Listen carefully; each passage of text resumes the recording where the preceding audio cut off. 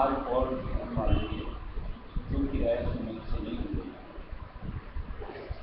उन लोगों को बड़ा अजीब लगता है कि एक आदमी को इस अनुरूप कैसे पूछते हैं, उसको भगवान तक का, मालिक तक का दर्जा देते। अगर हम उन्हीं के धर्म ग्रंथों का उल्लेख, ऐसा नहीं कि रहस्य में ही गुरु की जितनी महत्ता बताई जाती है, और वो भी ऐसा नहीं कि आज से बताई, ये सृष्टि के आदि से चलता आ रहा है कि आज गुरु के बराबर दूसरा त्रिलोकी में पूरी, जैसे गीता जी में दिया हुआ, त्वमेव माता च पिता त्वमेव, त्वमेव बंधु च सखा त्वमेव, त्वमेव विद्या वैभवम त्वमेव, त्वमेव सर्वस्व। आज ऐसा दिया है कि गुरु से बढ़कर दूसरा कुछ, और उस एक रिश्ते के अंदर यानी अपने गुरु के अंदर सारी दुनिया के रिश्ते आकर के समा लेते। श्लोकार्थ ही होता है, क्या वो अपने धर्म ग्रंथों को झुठला देंगे?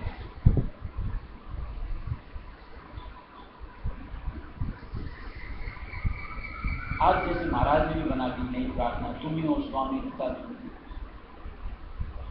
कि आज हमको अपने गुरु के अंदर में सब कुछ, यानी वो एक तरह से तो पूरी दुनिया दिखनी चाहिए कि उन्हीं में समाई।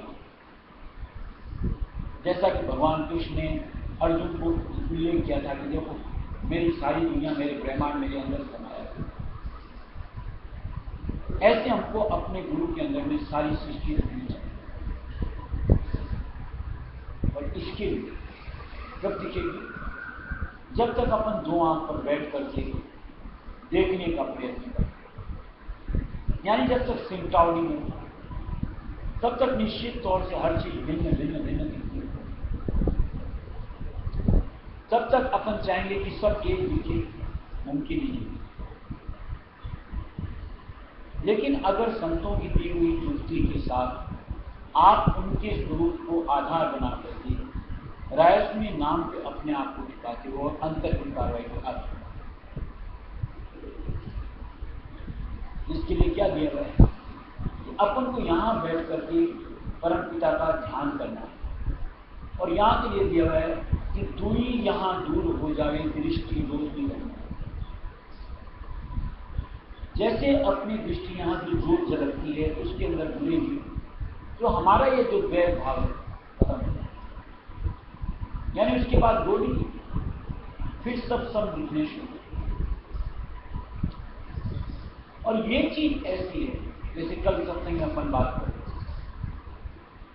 कोई अगर इस तरीके की साधना नहीं करता और इसी तरीके से मान लो खाली व्याख्यान में जब व्याख्यान करता चला जाता है, उसके व्यवहार उस अनुरूप हो ही नहीं सकते।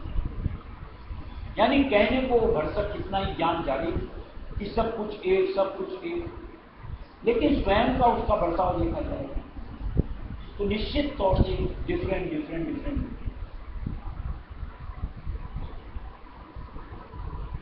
ये मसला ऐसा है कि जब तक कमाई शब्द की न करो, जब तक अपने गुरु की रहनुमाई में रह करके मन को न करो, तब तक ऐसी स्थिति जीव में आ ही नहीं सकती। दिल्ली आ गई,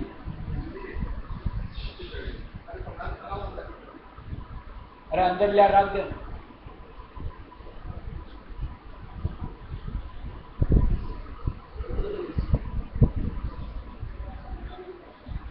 इसीलिए हम लोगों को हर वक्त मालिक की तरफ से प्रेरित किया जाता है कि जैसे तैसे झूठी सच्ची आज अपनी साधना के लिए हमको अपने आप को जोड़ना चाहिए।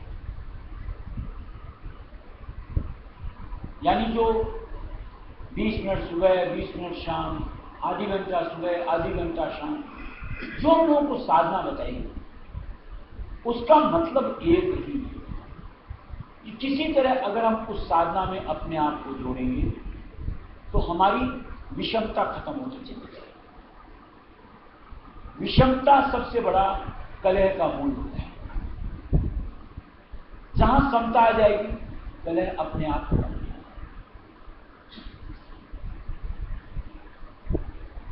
जैसे एक बात हर धर्म बताता है, अपन रायसी मत की खास बात नहीं कि हर प्राणी मात्र के अंदर में भगवान का वास होता है।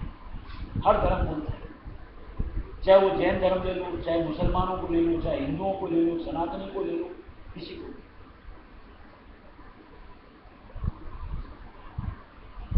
सब ये बोलते हैं, सब ये जानते हैं, बावजूद जहां एक से दूसरे के सलूक की बात, वहां पर क्या समता रख पाता? अगर ये समझ है कि इसमें भी मालिक है, उसमें भी मालिक है, उसमें भी मालिक है, मैं अगर बदसलूकी इसके साथ करता हूं तो क्या मुझे होश नहीं होना चाहिए कि मैं मालिक के साथ बदसलूकी कर रहा हूं? कोई कर सकेगा?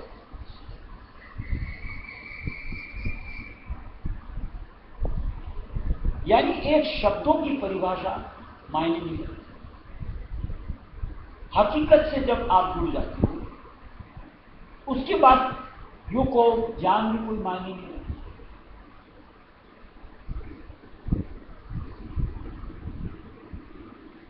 आजकल जहां देखो खाली वाचक ज्ञान समझ, और इसीलिए उनकी रहनी एकदम अलग ही होती है। बल्कि यहां तक कहो कि रसातल तक किसी तरह का कोई भी काम करने में हिचकती है, चाहे आज महंत बन के बैठ जाओ और चाहे कितने बड़े ज्ञानी ध्यानी बन के। और जो कोई प्रैक्टिकल लाइफ में साधना में जुड़ जाता है और साधना के जरिए से चाहे उसको किनका मात्र मालिक का एहसास मिलता है, उसकी सोचने की, विचारने की, बरतने की स्थिति परिवर्तित होती है। और वही सच्चा साधक या यूं को साधु होता है।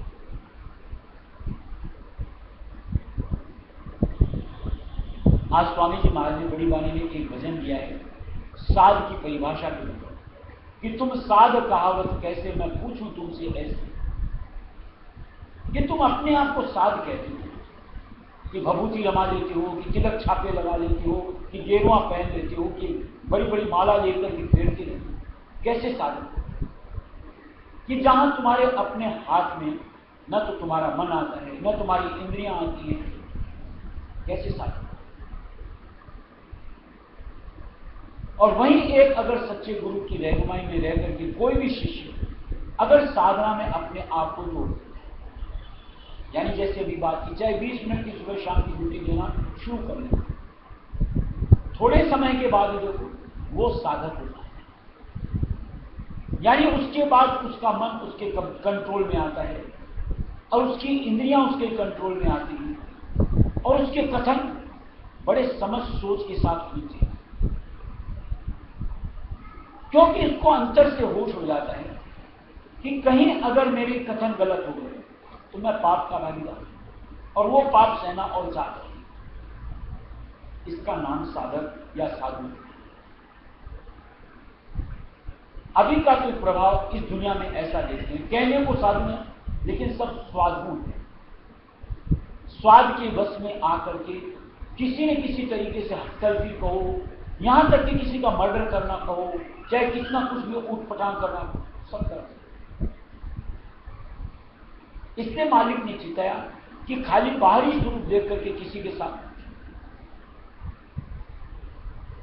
बड़ा समझ करके, सोच करके, यानी जांच के, परख करके तब कहीं किसी को गुरु रूप में धारण करो, क्योंकि गुरु की शख्सियत, गुरु शब्द ऐसा कि हर किसी के साथ नहीं जुड़ना चाहिए। वो शख्सियत कि जिसके जरिए से हमारी आत्मोन्नति बनती है, जिसके जरिए से हमारी भावना इधर से पलट करके उधर, यानी दुनिया से पलट करके परम पिता की ओर पलटती,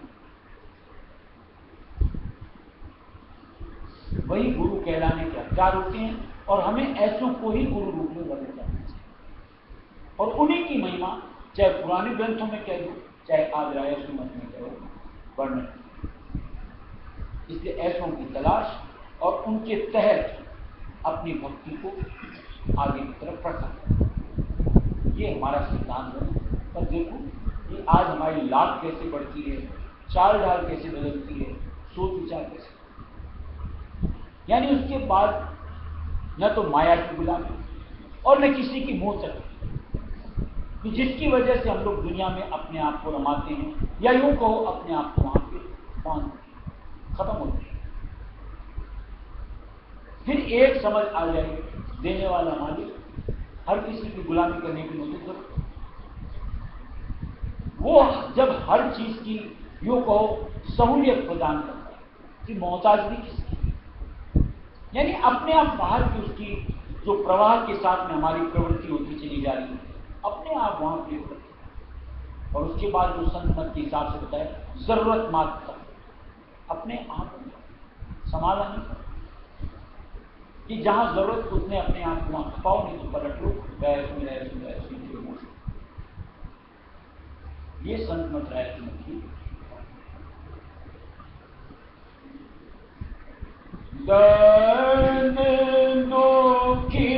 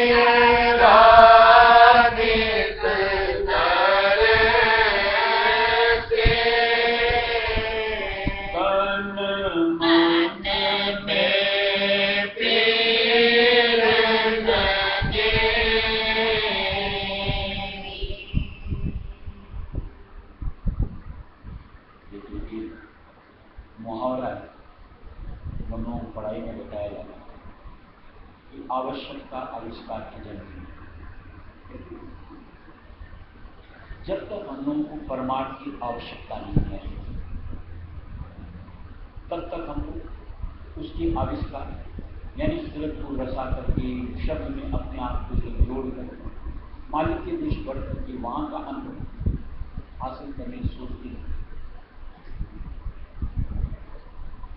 यानी जब तक उसकी जरूरत ही नहीं है, बड़े आराम से खाओ पियो मौज करो ऐश करो, जब तक हमारी यही सोच तब तक परमात्मा की रुचि या यूं को नाम का स्मरण या यूं को स्मरण ध्यान भजन बनता है।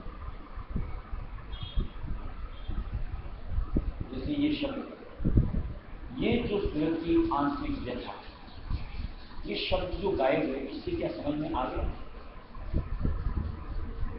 वही जब अपनी स्थिति इस अनुरूप बने यानी उस चीज की आवश्यकता के साथ, तब इस शब्द को एक अलग ही तरीके का रस और उसमें वृद्धि का खिंचाव सिमटाव तब लगे किस अनुरूप ही शब्द।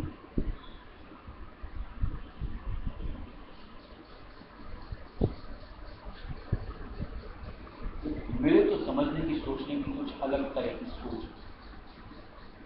आज हम लोगों को मान लो 2 रोटी की जुगाड़ होती है रोज की, हम लोगों का उस 2 रोटी के लिए कितना प्रयत्न भागदौड़ कर,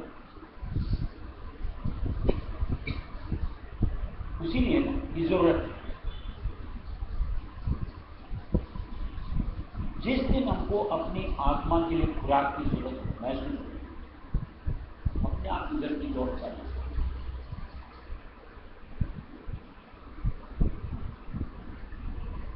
जैसे उस 2 रोटी की जुगाड़ के लिए अभी हम दुनिया के अंदर अपने संग देते हैं, घंटों उसमें बर्बाद।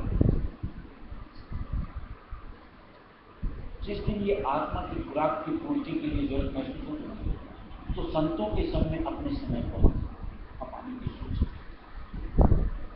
उससे पहले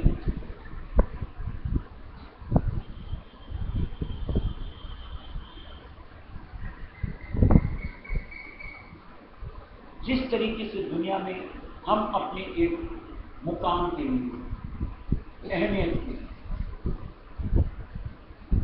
कितना कितना झूठो तन से मन से धन से टूटते तब कहीं वो दर्जा नहीं।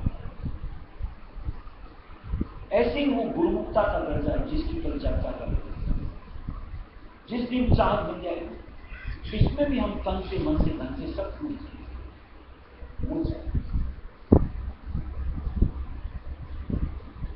समझ समझ की भिन्नता। अभी जो हमारी समझ है यूं को पूरब की तरफ पश्चिम की तरफ चल रही है और ये हमारी पूरब की तरफ। अपन चाह रहे हैं कि दोनों को मिला पूरब और पश्चिम कभी एक साथ जुड़ते हैं,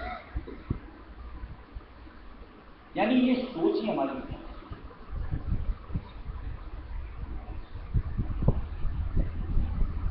ये अलग चीज है जो मालिक की तरफ से जीव को ढाढ़स बनाया गया।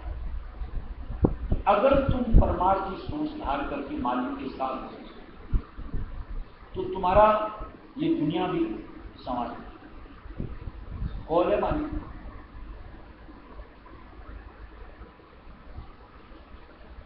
संवारना मतलब ये नहीं कि उसको भर देगा कि तुमको करोड़ के अरब की तरह, वो मालिक की कौन नहीं और उसकी ख्वाहिश सत्संगी बन करके ले करती नहीं चाहिए। उस कौल का मतलब ये कि कभी तुमको उस चीज की मोहताजी नहीं, यानी रोटी कपड़ा मकान इसकी परवाह नहीं और इससे अधिक चाहती है।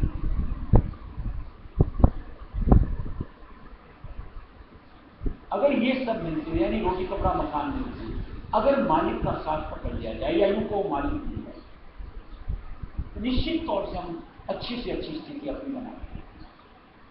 बनिस्बत इसकी कि आज यहां मान लो बहुतायत के साथ आपकी धन दौलत माया संपदा नाम बड़ी सब कुछ, लेकिन मालिक का साथ आपसे बड़ा कंगाल दूसरा कोई।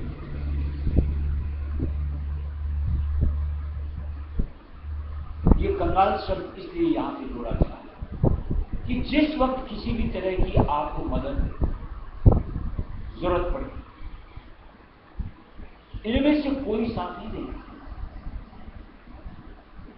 जैसे वो बड़ी मान लो आपके साथ कोई बड़ी की बीमारी है,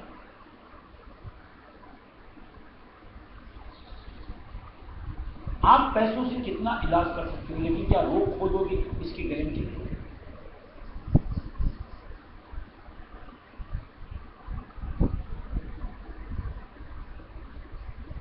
वहीं अगर आपको आपके मालिक का साथ नहीं मिला, इलाज करवाना ही है, मालिक ने ऐसा कहीं नहीं किया कि इलाज ही मत करें, लेकिन चूंकि मालिक की दया हुई, उस रोग का प्रभाव हम पर यानी सुर यानी आत्मा पर बहुत कम, बल्कि यूं को एहसास होने तक नहीं जाएगा, यानी भोग आएगा चला गया और जाने के बाद ठीक भी हो गया।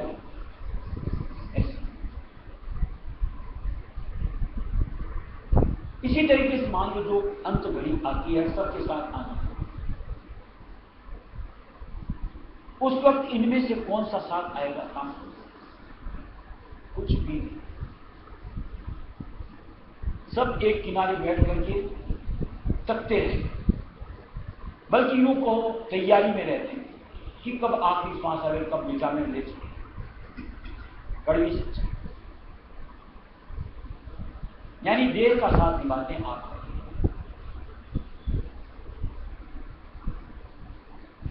लेकिन उस घड़ी में भी मालिक का साथ, उस वक्त भी जब तक श्वास चल रहे होते, और जब उस श्वास से आपका एलर्जी हो जाएगी यानी चोला छूट जाए, तब वही एक सच्चा सहाई, सच्चा साथी।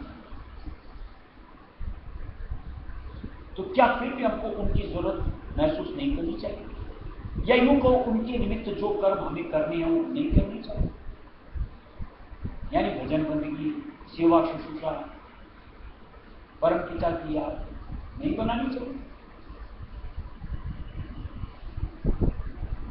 और जो इसको जरूरी नहीं मानते, यूं कह लो कि वो काल के हाथ के कठपुतली या खिलौने बन के रहते, कि जैसे वो नाच नचाता है, हम नाच नाच करके बड़े आनंद मानते हैं। और ये ऐसा होता है कि जैसे मान लो एक बाजीगर का बंदर होता है, खूब इधर से उधर उछलता है, इधर से उधर भागता है, और उसको बड़ा मजा आता है भागने दौड़ने में, उसका स्वभाव ऐसा। लेकिन वेद के वैसे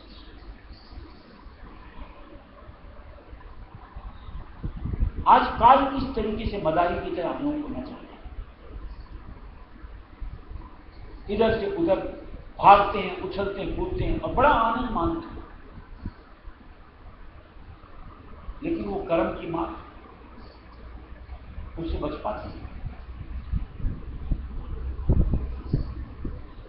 और एक तरफ देखो मालिक दुलारता है, पुचकारता है, यानी ऐसी स्थिति में रखता है कि जहां हमारे ऊपर आंच में न आने पाए, वो हमें पसंद नहीं आता। कैसी विचित्रता है कि वो उछल कूद प्यारी लगती है और ये सहलाना दुलारना बेमानी लगता है।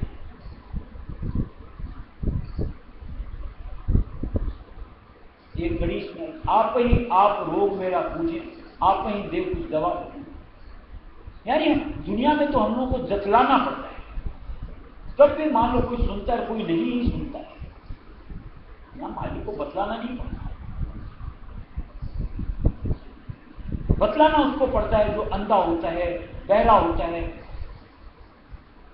मालिक तो सर्वज्ञानी है, घट घट अंतर्यामी है, बताने की जरूरत नहीं, सब समझते हैं और उस अनुरूप किस तरीके से उस विपदा से अलग हटाया जाएगा उसकी दवा। लेकिन इस मर्म को भी वही लग पाता है जिसकी सोच उनसे जुड़ी हुई, तभी उनकी मौज को निहार करके उसका एक अलग आनंद स्वरूप अपने अंदर में देखा। पिता मालिक की मेहर दया खुल करके उसको अपने ऊपर दिखती, और वही हर वक्त मगन रह करके निश्चित तौर से हर दुनिया से अपने आप को अलग एक अलग ही ख्याल में अपने आप को रमा करके मशगूल है परम पिता की याद।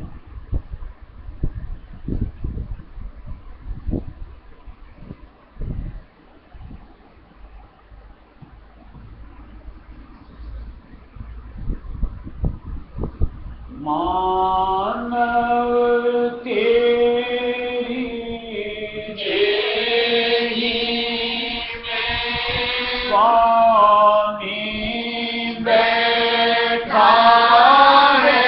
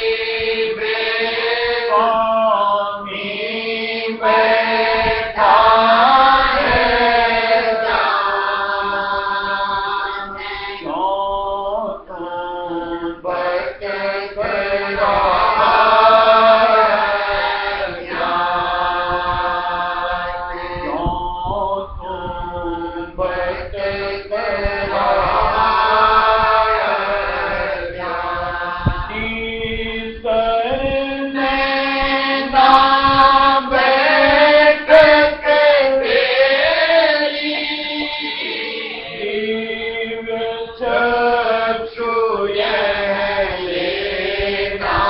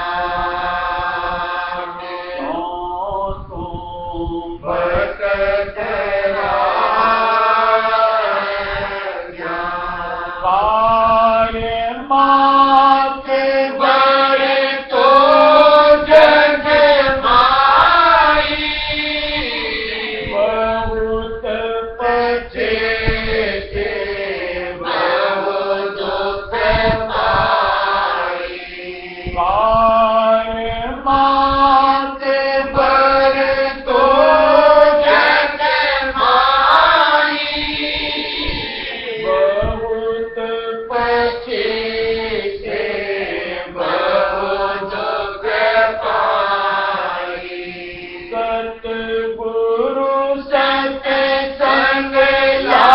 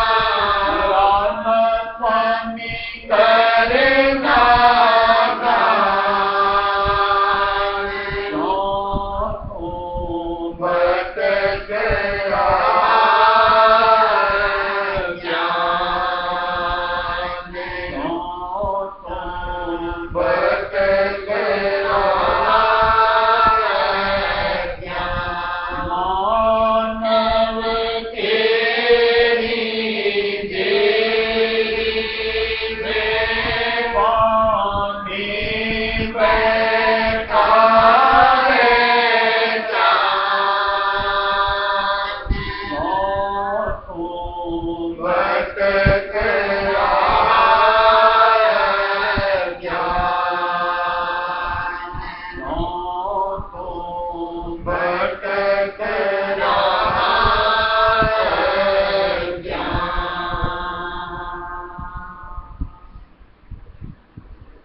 समझो कि मालिक ने एकदम ठिकाने से सब, अब उस ठिकाने से अगर हम अपनी कार्रवाई शुरू करें, आगे कर सकना, निश्चित तौर से समय लग सकता है, कर्म साथ जुड़े होते हैं, कार्रवाई में हम ढीले मंगे होते हैं, लेकिन निश्चित तौर से क्योंकि वहां कुछ सार है, हाथ में, बजाय इसके कि आप दूसरी तरफ जहां कुछ नहीं, बेतुकी आप चाहे बढ़ चढ़ करके आप कार्रवाई करें, जिंदगी बढ़ी, जिंदगानियों को कुछ नहीं, जैसा कि आज तक कहा, न जाने कितनी मर्तबा नर्तन मिला हो, क्या हासिल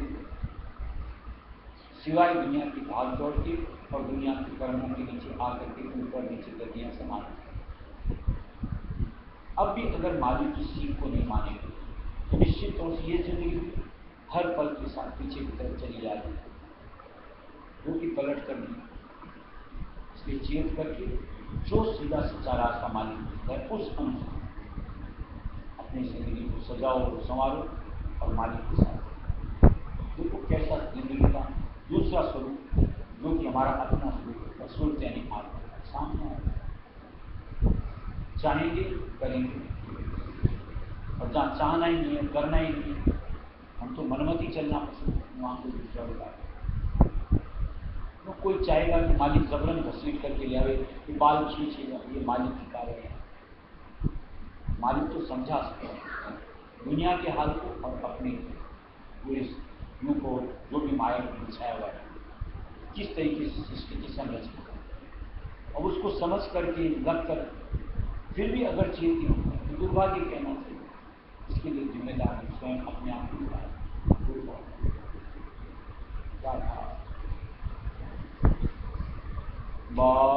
बार